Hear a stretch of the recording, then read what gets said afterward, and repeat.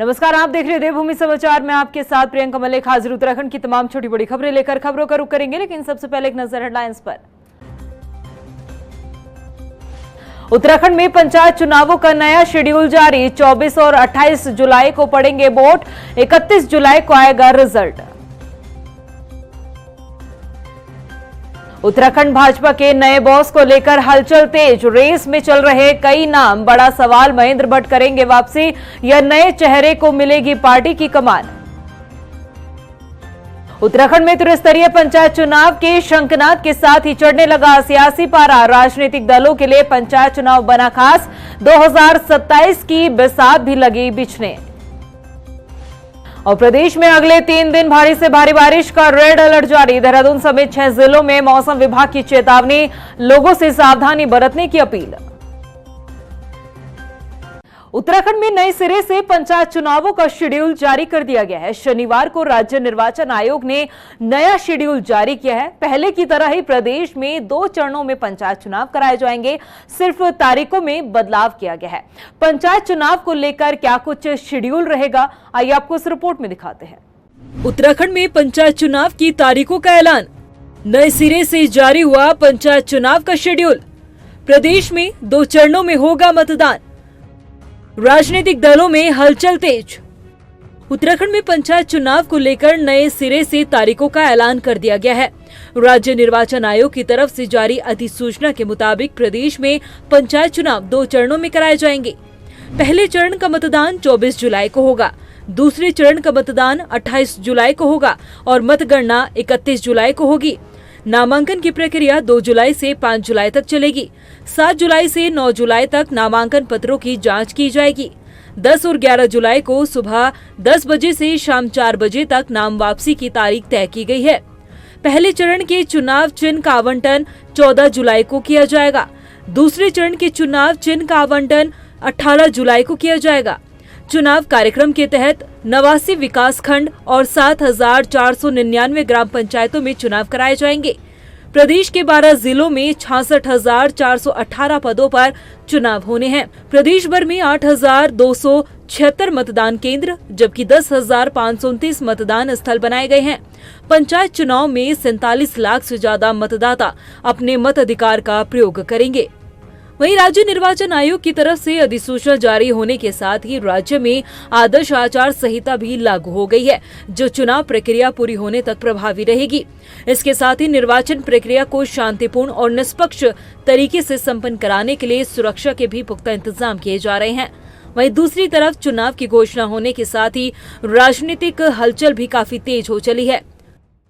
चुनाव व्यवस्थित हो, प्रशासन निकाय इसमें सक्रिय रहे, इसकी चिंता करना भी सरकार का काम होता है। अगर एक ही चरण में होता है तो कांग्रेस का दूसरा आरोप होता है। अब 2 चरण में है तो वो कह रहे 2 में क्यों करा रहे हैं। अच्छा होता कांग्रेस के लोगों को थोड़ा और अच्छी डिमांड करनी चाहिए कि 3 चरण में होता तो और अच्छा होता है। लेकिन सच्चाई ये है कि कांग्रेस चाहे पहला चरण हो चाहे 2 चरण हो, कांग्रेस पर न समय है, ना उन पर प्रत्याशी हैं और ना उन पर कार्यकर्ता हैं। इसलिए इस प्रकार का हार से पहले के बयान के रूप में इसको मैं देखता हूँ। वहीं मुख्य विपक्षी दल कांग्रेस ने निष्पक्ष चुनाव कराने की मांग की है। देखिए, चुनाव क्योंकि हाई कोर्ट ने जो स्टे लगाया था उस स्टे को वकेट करके और चुनाव का कार्यक्रम अब घोषित हो गया है। तो कार्यक्रम जो घोषित हुआ है 2 जुलाई से नामांकन की प्रक्रिया और उसके बाद जो नामांकन के बाद पर्चा जांच, फिर उसके बाद नाम वापसी और उसके बाद फिर चुनाव। तो मैं समझता हूँ कि चुनाव तो होना ही था, लेकिन राज्य की जो निर्वाचन एजेंसी है, राज्य निर्वाचन आयोग, उससे मैं कहना चाहते हैं कि पारदर्शी चुनाव होना चाहिए। किसी प्रकार का कोई भी अगर पक्षपात करने की कोशिश पीठासीन अधिकारियों ने या राज्य निर्वाचन आयोग ने करा तो इस बार कांग्रेस पूरी लड़ाई के मूड में है। हम बूथ स्तर तक लड़ाई लड़ने को तैयार। उत्तराखंड में पंचायत चुनाव की तारीखों की घोषणा होने के साथ ही राजनीतिक दलों में काफी हलचल तेज हो चली है। पार्टियां अब अपने अपने स्तर पर चुनाव प्रचार की रणनीति तय करेंगी और चुनावी रण में उतरकर मतदाताओं को लुभाने की कोशिश करते हुए नजर आएंगे। सूबे के मुखिया पुष्कर सिंह धामी ने अधिकारियों के साथ बैठक की है, जिसमें उन्होंने जमरानी बांध बहुउद्देशीय परियोजना को लेकर चर्चा की। सीएम धामी ने अधिकारियों को निर्देश दिए कि दिसंबर 2028 से पहले जमरानी बांध बहुउद्देशीय परियोजना का निर्माण कार्य पूरा होना चाहिए। आपको बता दें कि इससे पहले इस परियोजना को पूरा करने का लक्ष्य जून 2029 रखा गया था। ऐसे में सीएम धामी ने उम्मीद जताई कि 6 महीने पहले ही कार्य पूरा कर लिया जाएगा। हमारा टारगेट है, हमारा लक्ष्य है कि जल्दी से जल्दी जो तय समय सीमा है उससे 6 माह पहले उसका काम पूरा हो जाए। वहीं संगठन चुनाव को लेकर बीजेपी एक बार फिर से एक्टिव मोड में नजर आ रही है। केंद्रीय संगठन ने उत्तराखंड में चुनाव अधिकारी की जिम्मेदारी केंद्रीय राज्य मंत्री हर्ष मल्होत्रा को सौंपी है। इसको लेकर चुनाव प्रभारी खजान दास ने बताया कि 1 जुलाई तक प्रदेश का संगठनात्मक ढांचा तैयार कर लिया जाएगा। जुलाई की शुरुआत में ही उत्तराखंड बीजेपी को नया प्रदेश अध्यक्ष मिल जाएगा। देखिए, रेस का पता आपको परसों चल जाएगा कि कौन कौन रेस में है। और ये भारतीय जनता पार्टी अपने रीति और नीति के तहत जो पार्टी की गाइडलाइन है, पार्टी के नॉर्म्स हैं, और उसके साथ साथ मैं ये कहना चाहूँगा कि जो भारतीय जनता पार्टी का संविधान है उसी के निमित्त कार्रवाई की जाएगी। उत्तराखंड में होने जा रहे त्रिस्तरीय पंचायत चुनाव राजनीतिक दलों के लिए 2027 के लिहाज से सेमीफाइनल के रूप में देखे जा रहे हैं। ये चुनाव ग्रामीण क्षेत्रों के दलों की ताकत और जनाधार का आंकलन करने का अवसर है, क्योंकि उत्तराखंड की अधिकांश आबादी ग्रामीण क्षेत्रों में निवास करती है। रिपोर्ट देखिए। उत्तराखंड में त्रिस्तरीय पंचायत चुनाव का बिगुल बज चुका है। राजनीतिक दल अपनी अपनी तैयारी में जुट चुके हैं और अभी से जीत के दावे किए जा रहे हैं। मगर खास बात यह है कि त्रिस्तरीय पंचायत चुनाव राजनीतिक दलों के लिए 2027 के विधानसभा चुनाव के लिहाज से काफी महत्वपूर्ण माना जा रहा है। सियासी गलियारों में चर्चाएं यही है कि जो भी इस चुनाव में बाजी मारेगा, 27 में जीत का ताज उसी दल के सिर सजेगा, क्योंकि पंचायत चुनाव ग्रामीण मतदाताओं की नब्ज टटोलने का मौका देता है, जो विधानसभा चुनाव में निर्णायक भूमिका निभाते हैं। ऐसे में पंचायत चुनाव को लेकर राजनीतिक दलों की खास रणनीति रहने वाली है। बीजेपी की अगर हम बात करें तो सत्तारूढ़ भाजपा पंचायत चुनाव में अपनी सरकार की योजनाएं जैसे ग्रामीण विकास और बुनियादी ढांचे के कार्यों को भुनाने की कोशिश में जुटी है। पार्टी पहले से ही ग्रामीण क्षेत्रों में संगठनात्मक स्तर पर सक्रिय है और स्थानीय नेताओं को मजबूत करने पर ध्यान दे रही है। वहीं कांग्रेस की अगर हम बात करें तो मुख्य विपक्षी दल कांग्रेस पंचायत चुनाव में सरकार की खामियां जैसे बेरोजगारी और महंगाई को उजागर करने के लिए मंच के रूप में इस्तेमाल करेगी। इसके साथ ही पार्टी ग्रामीण मतदाताओं को लुभाने के लिए स्थानीय मुद्दों पर भी जोर देगी। अपनी अपनी मजबूत रणनीति के साथ साथ राजनीतिक दल अब जीत के दावे कर रहे हैं। पूर्व मुख्यमंत्री और कांग्रेस के वरिष्ठ नेता हरीश रावत का कहना है कि सेमीफाइनल भी कांग्रेस जीतेगी और फाइनल भी बीजेपी को हराने वाली है। वो कुछ भी मान रहे हो, मगर एक बात निश्चित है कि वो फाइनल में हारने जा रहे हैं। 2027 में वो हारने जा रहे हैं। ये क्वार्टर फाइनल है, सेमीफाइनल है, प्री फाइनल है, जो भी वो शब्दावली ढूंढे, मगर एक बात बिल्कुल साफ है, इस बार हम 2027 में उनको हराएंगे। वहीं सत्ताधारी दल बीजेपी पूर्व मुख्यमंत्री हरीश रावत की इस बयान पर चुटकी लेती हुई नजर आ रही है। बीजेपी के प्रदेश अध्यक्ष महेंद्र भट्ट का कहना है कि हरीश रावत ना तो सेमीफाइनल जीत रहे हैं और ना ही फाइनल जीतेंगे। देखिए, हरीश रावत जी ना तो सेमीफाइनल जीत रहे हैं, ना वो क्वार्टर फाइनल जीते थे, और ना वो भविष्य का जो इसको वो फाइनल कह रहे हैं वो जीतने वाले हैं। हरीश रावत जी अनेकों प्रकार के बयान कर रहे हैं। कभी कह रहे हैं कि साहब मैंने पिछला चुनाव लड़के गलती कर दी है, लेकिन आज भी हरीश रावत जी को तो बयान देने तो बयान दे नहीं रहे। और मैं अपेक्षा करूंगा कि बहुत जल्दी हरीश रावत जी बयान दें कि मैं अगले मुख्यमंत्री की दौड़ में नहीं। पंचायत चुनाव उत्तराखंड में राजनीतिक दलों के लिए 2027 के विधानसभा चुनाव की जमीन तैयार करने का अहम मौका दे सकती है, क्योंकि पंचायत चुनाव स्थानीय स्तर पर नेतृत्व को उभारते हैं, जो बाद में विधानसभा चुनाव के दौरान दलों के लिए प्रचारक और रणनीतिकार बनते हैं। ऐसे में जरूरत है एक मजबूत रणनीति को धरातल पर उतारने की, ताकि 2027 के लिए अभी से एक मजबूत स्थिति बनाई जा सके। वहीं उत्तराखंड के वन क्षेत्रों में कूड़ा फेंकने वालों की अब खैर नहीं। वन मंत्री सुबोध उनियाल ने बताया कि जो लोग जंगलों में कूड़ा फेंकते हैं अब उन पर सख्त कार्रवाई की जाएगी। दरअसल हाल ही में वन विभाग के ट्रैप कैमरों से खुलासा हुआ है कि जंगलों में रहने वाले वन्य जीव आबादी वाले इलाकों का रुख कर रहे हैं। इसकी वजह जंगलों में डाले जाने वाला कूड़ा माना जा रहा है। कूड़े में खाने की तलाश में ये वन्य जीव जंगली इलाकों से निकलकर रिहायशी इलाकों में पहुंच रहे हैं। मेरे भी आया है, मैंने कल तत्काली डायरेक्टर्स को भी और चीफ वाइल्ड लाइफ वार्डन को भी मैंने डायरेक्ट कर दिया कि तत्काल इस पर देखें क्या है मामला और इस मामले का स्थायी समाधान निकालें ताकि इसका वाइल्ड लाइफ की सेहत पर इसका कोई विपरीत प्रभाव न पड़े। उत्तराखंड बीजेपी के पूर्व विधायक सुरेश राठौर को 2 शादियां करना और उसे सार्वजनिक तौर पर स्वीकार कर लेना काफी भारी पड़ गया। बीजेपी ने सुरेश राठौर को पार्टी से बाहर का रास्ता दिखा दिया है। दरअसल हाल ही में सुरेश राठौर अपनी दूसरी शादी को लेकर चर्चाओं में आ गए थे, जिसके बाद पार्टी ने उन्हें नोटिस भी जारी किया था। ये रिपोर्ट देखिए। उत्तराखंड भाजपा के पूर्व विधायक सुरेश राठौर 2 शादियां करके ऐसे फंसे कि अब पार्टी ने उन्हें 6 साल के लिए निष्कासित कर दिया। दरअसल ज्वालापुर विधानसभा से बीजेपी के पूर्व विधायक सुरेश राठौर पहली पत्नी और परिवार होते हुए एक दूसरी महिला से विवाह को लेकर विवादों में घिरे थे। सुरेश राठौर पर दूसरी शादी कर बीजेपी सरकार में बने यूसीसी का उपहास करने का भी आरोप लगा। विपक्ष ने भी इसे लेकर बीजेपी को जमकर घेरने की कोशिश की, जिसके बाद पार्टी ने इसे अमर्यादित आचरण मानकर उनके इस मामले को लेकर पार्टी की छवि धूमिल करने वाला मामला समझा। उनकी इस सार्वजनिक गतिविधियों को अनुशासनहीनता के दायरे में मानते हुए नोटिस जारी किया। मंगलवार को सुरेश राठौर ने बीजेपी के प्रदेश अध्यक्ष के सामने अपना पक्ष रखा, लेकिन पार्टी उनके जवाब से संतुष्ट नजर नहीं आई और मर्यादा व सामाजिक आचरण का उल्लंघन करने के चलते उन्हें 6 साल के लिए पार्टी से निष्कासित कर दिया गया। निश्चित रूप से भारतीय जनता पार्टी शुचिता के आधार पर राजनीति करने वाला राजनीतिक दल है और निश्चित रूप से हमारे अपने नेताओं और कार्यकर्ताओं सबसे ये अपेक्षा रहती है कि समाज में उनके प्रति लोगों का भाव आदर का होना चाहिए, उनका आचरण अमर्यादित न हो। ये लगातार उन पर मॉनिटरिंग की जाती है और ये हमारी विचारधारा में भी और ये हमारे महापुरुषों ने भी कहा है। इसलिए जो आज का कार्य किया गया है वो समाज में जो हमारे अमर्यादित आचरण सुरेश राठौर जी ने किया था, इसलिए भारतीय जनता पार्टी ने उन्हें 6 साल के लिए निष्कासित कर दिया है। इसलिए इस तरह के लोगों के लिए भारतीय जनता पार्टी में कोई स्थान नहीं। पार्टी ने अपने इस फैसले से साफ कर दिया है कि भाजपा में अनुशासनहीनता और अमर्यादित व्यवहार कतई बर्दाश्त नहीं किया जाएगा। पार्टी का ये फैसला एक उदाहरण के तौर पर भी देखा जाएगा। वहीं देहरादून में oil India oil sector meet कार्यक्रम का आयोजन किया गया, जिसमें सीएम पुष्कर सिंह धामी ने शिरकत की। इस दौरान मुख्यमंत्री पुष्कर सिंह धामी ने अलग अलग देशों से आए ऑयल सेक्टर के अधिकारियों का स्वागत किया। मुख्यमंत्री ने कार्यक्रम को संबोधित करते हुए कहा कि देश की सुरक्षा से लेकर किसानों की खेती तक ईंधन की आवश्यकता बेहद महत्वपूर्ण है।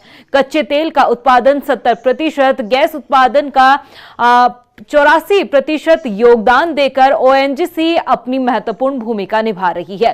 तेल और प्राकृतिक गैस के क्षेत्र में दुनिया में हमारी बड़ी भागीदारी है। उज्ज्वला गैस योजना ने देश में क्रांति लाने का काम किया है। आदरणीय प्रधानमंत्री जी के बनने के बाद पूरी दुनिया के अंदर प्राकृतिक गैस और ऑयल के क्षेत्र में हमारे देश ने अनेक अनुसंधान के काम, अनेक रणनीतिक साझेदारियां दुनिया के देशों के साथ की है और ऑयल के क्षेत्र में बहुत अच्छा काम ओएनजीसी के माध्यम से भी हो रहा है। और आज ये ऑयल मीट यहाँ पर आयोजित की गई है, इसमें पूरे देश भर के लोग यहाँ आए हैं। निश्चित रूप से इस मीट के होने के बाद और हमारे देश के उत्पादन के क्षेत्र में, तेल और गैस के अनुसंधान के क्षेत्र में और प्रगति होगी, नवाचार बढ़ेंगे और इकोनॉमी, इकोलॉजी और टेक्नोलॉजी तीनों का बेहतर समन्वय स्थापित करते हुए हम इसमें भी एक वैश्विक शक्ति की ओर हमारे प्रधानमंत्री जी के नेतृत्व में आगे बढ़े। वहीं नैनीताल की कालाडूंगी थाना क्षेत्र से एक बड़ा मामला सामने आया। आरोप है कि कोटाबाग पुलिस चौकी क्षेत्र में एक सिपाही ने बीजेपी नेता विशन नागरकोटी के बेटे को थप्पड़ जड़ दिया है, जिसे लेकर वो काफी आहत हुए और बीजेपी नेता के बेटे ने खुदकुशी कर लिया। युवक की खुदकुशी के बाद परिजन और ग्रामीणों ने पुलिस चौकी के सामने हंगामा किया। मौके पर बीजेपी विधायक बंसीधर भगत भी मौके पर मौजूद रहे। इस दौरान पुलिस और ग्रामीणों के बीच तीखी नोकझोंक देखने को मिली। आपको बता दें कि नाराज लोगों ने आरोपी पुलिसकर्मी के खिलाफ कार्रवाई की मांग की है। और अब बात करेंगे उत्तराखंड के मौसम की। प्रदेश में अगले 3 दिन भारी से भारी बारिश का रेड अलर्ट जारी किया गया है। मौसम विभाग के मुताबिक प्रदेश में 1 जुलाई तक भारी बारिश की चेतावनी है। मौसम निदेशक विक्रम सिंह की माने तो देहरादून समेत टिहरी, पौड़ी, हरिद्वार, नैनीताल और उधम सिंह नगर जिले में भारी से भारी बारिश देखने को मिलेगी। ऐसे में इन जिलों में रेड अलर्ट जारी किया गया है। वहीं नदी नालों के किनारे रहने वाले लोगों से सावधानी बरतने की अपील की गई है। उन्होंने सुरक्षित स्थानों पर शिफ्ट होने के लिए बात कही है। तो आज भी देखेंगे जो बारिश की एक्टिविटी पूरे प्रदेश में मिलने वाली है अनेक जगहों तक में।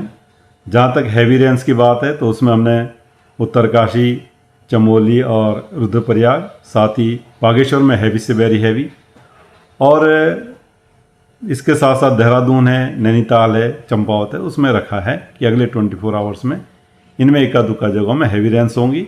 हल्की से मध्यम बारिश तो ज़्यादातर जगहों में है, और इसके साथ साथ जो वेरी हैवी रेन है वो बागेश्वर में रखा गया, उसको ऑरेंज में रखा गया, बाकी जगह येलो में वार्निंग को रखा गया है। लेकिन जब आप कल 29 को जा रहे हैं तो जो रेनफॉल की एक्टिविटी है वो बढ़ने वाली है।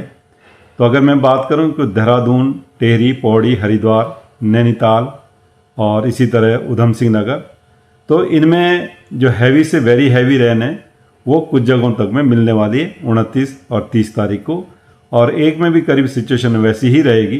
तो 3 दिन लगातार जो है अच्छी बारिश जो है मिलने वाली है, जहाँ ज़्यादातर जगहों में इनमें बारिश होगी। उसके साथ साथ आप देखेंगे जो हैवी से वेरी हैवी रेन है वो भी कुछ जगहों में इनमें मिलने की संभावना है। रुद्रप्रयाग बस हादसे के 2 दिन बीत जाने के बाद भी रेस्क्यू ऑपरेशन लगातार जारी है। घोलतीर हादसे में लापता लोगों की तलाश लगातार जारी है। शनिवार को सर्च अभियान के दौरान श्रीनगर जल विद्युत परियोजना के चौरास डैम क्षेत्र से एक और शव बरामद किया है, जबकि 7 लोगों की तलाश के लिए 15 किलोमीटर के दायरे में सर्च ऑपरेशन चलाया जा रहा है। आपको बता दें कि मौके पर खुद आला अफसर डटे हुए हैं और अपनों की खोज के लिए उत्तराखंड आ रहे परिजन प्रशासन से पूरी सहायता उनको मिल रही है। ये बड़ा दुर्भाग्यपूर्ण है हमारे लिए, और जिस दिन ये हमारा एक्सीडेंट हुआ था उस दिन से लगातार हम लोग इसमें रेस्क्यू कर रहे हैं। आज एक डेड बॉडी हमें जो है ये डैम साइड में मिली है, तो हमें एक अंदेशा था कि हो सकता है कि अन्य जो 7 और बॉडियाँ हैं हो सकता है कि यहाँ मिल जाएँ। आज हमने जनपद पौड़ी से जो श्रीनगर की हमारी टीम है, जल पुलिस की और SDRF की, उसको लेकर के, और जो हमारे 5 टीम पहले से काम कर रही थी उसको हमने जो ले करके वहाँ से ले करके और यहाँ तक हमने उसको आज किया है। और फिर उनके जो परिजन थे वो भी आज हमारे साथ में हैं। जो बस की कैजुअलिटी हुई परसों, उसमें हमारे परिवार के 18 मेंबर, जिसमें 4 तो ऋषिकेश एम्स में एडमिट है जो ज़्यादा इंजर्ड है, और अभी तक 5 बॉडी हमें मिली है। 3 जो कम इंजर्ड थे हमने उनको उदयपुर शिफ्ट कर लिया है। आज हम रियली सेटिस्फाइड हैं। हमने जो देखा है 3 थानों की टीम लगी हुई है, SDM मैम खुद हमारे साथ है, कलेक्टर साहब, तीनों थाने के CI साहब सारे साथ हैं, और फुल सपोर्टिव है NDRF, SDRF। वहीं 11 जुलाई से शुरू होने वाली कावड़ यात्रा को लेकर SSP प्रमेंद्र सिंह डोभाल ने हरिद्वार से नारसन तक कावड़ पटरी का निरीक्षण किया। इस दौरान SSP प्रमेंद्र सिंह डोभाल ने बताया कि कावड़ यात्रा के समय सभी मार्गों पर पुलिस पिकेट तैनात रहेगी। वहीं कावड़ पटरी से अतिक्रमण हटाने के भी निर्देश दिए गए। कांवड़ पटरी का निरीक्षण, स्थलीय निरीक्षण किया जा रहा है। इसमें जो कांवड़ यात्रीगणों को किसी प्रकार से कोई असुविधा ना हो, उसको देखते हुए जो महत्वपूर्ण इनके जहाँ पर ये लोग रुकते हैं ऐसे स्थानों को चिन्हित करके, जहाँ पर इनके सैनिटेशन के जो अरेंजमेंट्स हैं, इनकी जो जलपान की जो व्यवस्थाएं हैं, ऐसे शिविरों को चिन्हित करके वहाँ पर सुविधाओं को देखा जा रहा है। साथ में किसी प्रकार से कोई इनको कांवड़ लाने ले जाने पहले की कोई असुविधा ना हो, इसको ध्यान में रखते हुए जो कांवड़ यात्रा मार्ग है उसको सुचारू रूप से चलाना, उसको देखा गया है। वहीं रुड़की में अधिवक्ताओं का धरना शनिवार को खत्म हो चला है। आपको बता दें कि तहसीलदार अनिल गुप्ता ने धरना स्थल पर पहुंचकर अधिवक्ताओं से अपने व्यवहार को लेकर माफी मांगी। दरअसल शुक्रवार को BDC की बैठक के दौरान अधिवक्ताओं और तहसीलदार के बीच विवाद हुआ था, जिसके बाद अधिवक्ता तहसील के बाहर धरना दे रहे थे। वो धरना इसलिए समाप्त कर दिया गया क्योंकि कल तो नाम साहब यहाँ थे नहीं, तहसीलदार साहब आए थे, हमने उनको ज्ञापन दिया था और उन्होंने आश्वासन दिया था कि कल जो है ODM साहब को उन्होंने भेज दिया था, कल नायब साहब आएंगे तो कुछ ना कुछ निस्तारण हो जाएगा। आज नायब साहब आए और हमारे धरना स्थल पर ही आए, तहसीलदार साहब भी आए, नायब साहब भी आए और हमारे समक्ष ऐसे जैसे हम बैठे थे नीचे दरी पे ऐसे ही बैठे और उन्होंने जो है अपने शब्द वापस लिए नाम तहसीलदार साहब ने और क्षमा याचना की सभी के सामने हाथ जोड़कर, तो हम लोगों ने माफ कर देंगे, अपना धरना समाप्त कर दिया। उधर एसटीएफ को बड़ी कामयाबी मिली है। एसटीएफ ने नकली दवाओं के सौदागर को गिरफ्तार किया है। मामले का खुलासा करते हुए एसएसपी एसटीएफ नवनीत भुल्लर ने बताया कि 1 जून को प्रतिष्ठित दवा कंपनियों के ब्रांड के नाम से नकली दवाई तैयार करने वाले गिरोह का भंडाफोड़ हुआ था और उस दौरान एक शख्स को गिरफ्तार किया गया, जबकि मुख्य आरोपी फरार था, जिसे शनिवार को गिरफ्तार कर लिया गया है। 25 को एक मुकदमा दर्ज हुआ था सिलाकोई में, जिसमें कि एक व्यक्ति संतोष कुमार अरेस्ट हुआ था, जिसकी कस्टडी से जो फेमस और कॉमन मेडिसिन हैं बड़ी बड़ी फार्मास्यूटिकल कंपनीज़ की, उनके आउटर बॉक्स और QR कोड फर्जी जो बनाए जा रहे थे वहाँ पे, वो बरामद हुए थे। इसकी इम्पोर्टेंस को देखते हुए ये केस STF को ट्रांसफ़र किया गया और इसमें दौरान विवेचना जो इसका मास्टरमाइंड है मेन, जो अक्षय नाम आ रहा था, उसको राजस्थान से अरेस्ट किया गया है और वास्तव में इसका नाम नवीन बंसल है, जो कि यहाँ पर आउटर बॉक्स और QR कोड प्रिंट कराता था और उसके बाद उसमें नकली दवाइयाँ पैक करके स्टॉकिस्ट के माध्यम से मार्केट में सप्लाई करता था। वहीं अल्मोड़ा को नगर निगम बनाने के बाद भी शहर के हालात नहीं बदले। आलम यह है कि नगर के पार्षद ने अपने वार्ड से जुड़ी समस्याओं के समाधान के लिए नगर प्रमुख को ज्ञापन सौंपा है। नगर पार्षदों ने बताया कि वार्ड में सड़कें खस्ताहाल है, नालियां टूटी हुई है और आवारा पशुओं का आतंक देखने को मिल रहा है। वहीं नगर प्रमुख ने समस्याओं के समाधान का जल्द आश्वासन दिया है। कहा है जिसमें ये पता चला है कि सरकार द्वारा अब नगर निगम, नगर पंचायत और नगर पालिकाओं को सब टेंडर प्रक्रिया सौंप दी है और वो जल्द से, हमने उनसे निवेदन किया कि जल्द से जल्द टेंडर प्रक्रिया शुरू की जाए। जब तक टेंडर प्रक्रिया शुरू नहीं होती तब तक कोई वैकल्पिक मार्ग, कोई वैकल्पिक व्यवस्था इन बंदरों से बचने के लिए, जिनसे हमारे नगर के लोग बच सके, क्योंकि हर दिन पर दिन हम देख रहे हैं कि बंदर लोगों को काट रहे हैं, चलना मुश्किल हो गया है रास्तों में। यहाँ पर कोई है तो इसमें हम लोगों ने भी इस बारे में सोचा है कि इस तरीके से पूरे 40 के 40 वार्डों में एक छोटी व्यवस्था के तहत इसकी हम शुरुआत करेंगे और जैसे हमारी सारी चीज़ की हमारी व्यवस्थाएं तैयार होंगी तो हम इसका बहुत जल्दी बंदर पकड़ने का क्रम शुरू करेंगे। वहीं रुड़की में भी कोतवाली पुलिस को बड़ी कामयाबी हाथ लगी है। पुलिस ने 6 लाख रुपए के नकली नोटों के साथ 3 आरोपियों को गिरफ्तार किया है। मामले का खुलासा करते हुए एसएसपी ने बताया कि गिरोह काफी लंबे समय से इस काम को अंजाम दे रहा था। उनके मुताबिक गिरोह के 3 सदस्य अभी भी फरार है, जिन्हें जल्द गिरफ्तार किया जाएगा। 27 जून को CIO यूनिट प्रभारी और इसकी टीम के द्वारा थाना कोतवाली पुलिस की मदद से एक महत्वपूर्ण कार्रवाई करते हुए नकली नोट चलाने वाले, नकली नोट बना के इसको बेचने वाले, आगे इसको खपाने के नियत से इन लोगों के द्वारा, एक गिरोह के द्वारा ये कार्रवाई की जा रही थी। इसके खिलाफ कार्रवाई करते हुए 3 अभियुक्तों की अरेस्टिंग की गई है, जिसमें इनसे करीब 6 लाख रुपए नकली नोट मिले हैं, जो 500-500 की गड्डी के रूप में है। इसमें हमें यह भी जानकारी मिली कि इनके द्वारा पूर्व में इस तरीके की घटनाएं पहले भी की गई हैं और इस चेन में अभी 3 से 4 अभियुक्त और हैं जो भी फरार चल रहे हैं। जल्दी उनकी भी अरेस्टिंग की जाएगी। प्रदेश की खबरों में इतना ही, फिर हाजिर होंगे कुछ और खास खबरों के साथ। तब तक के लिए मुझे दे इजाजत, नमस्कार। उत्तराखंड में पंचायत चुनावों का नया शेड्यूल जारी। 24 और 28 जुलाई को पड़ेंगे वोट, 31 जुलाई को आएगा रिजल्ट।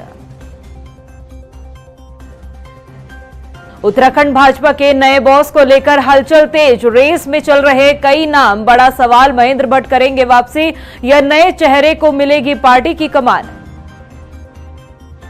उत्तराखंड में त्रिस्तरीय पंचायत चुनाव के शंखनाद के साथ ही चढ़ने लगा सियासी पारा। राजनीतिक दलों के लिए पंचायत चुनाव बना खास। 2027 की बिसात भी लगी बिछने। और प्रदेश में अगले 3 दिन भारी से भारी बारिश का रेड अलर्ट जारी। देहरादून समेत 6 जिलों में मौसम विभाग की चेतावनी, लोगों से सावधानी बरतने की अपील।